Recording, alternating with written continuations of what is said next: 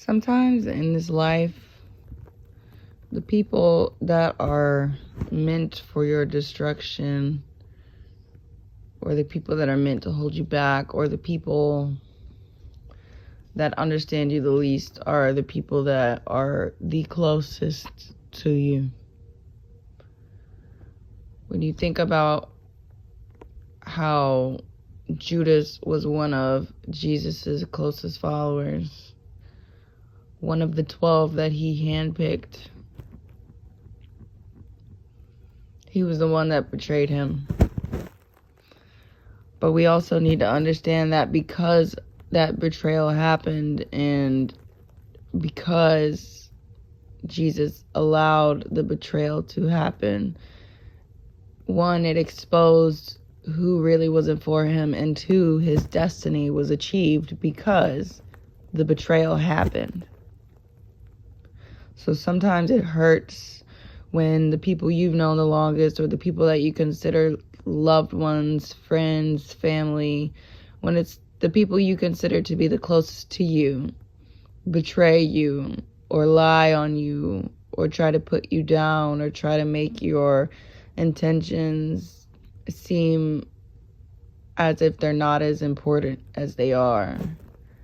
Sometimes we need that in order to reach where we're going and where God has for us. Because if it never rains, then we'll never see the flowers or the rainbows. And not only that, but there's no way for God to make a table in the presence of our enemies if we don't have enemies. So in a way, people that use us or lie on us or disrespect us or downplay us or degrade us, they elevate us. Because if we never had enemies, we would never have a table. Sometimes it takes people to disrespect you and not understand your value while you're constantly speaking life and evolving and doing what God has told you. But because they don't understand what God has told you, they don't understand why you're doing what you're doing. And they don't understand the direction you're going in, because they can't see for themselves what God has told you and only you. But if I can encourage anyone today, I would say be faithful and stay obedient to the Lord, regardless of who doesn't understand, regardless of who tries to downplay your situation or disrespect you, or whoever is used to the old you so much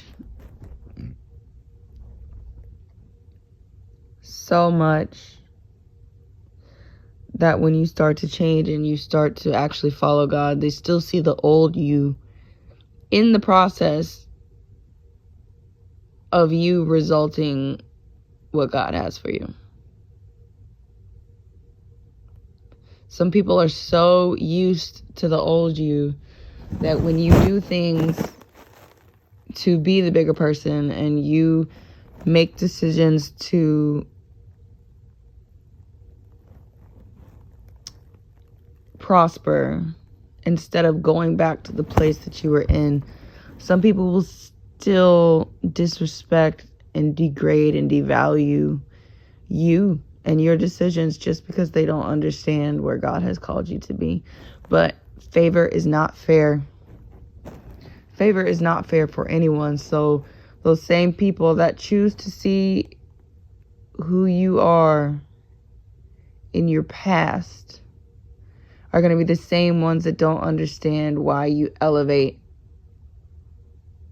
and are put on a pedestal by God in the future, because they don't see your work. They don't see everything that's behind closed doors. And not only do they not see everything that's behind closed doors, but they choose not to look at your progress.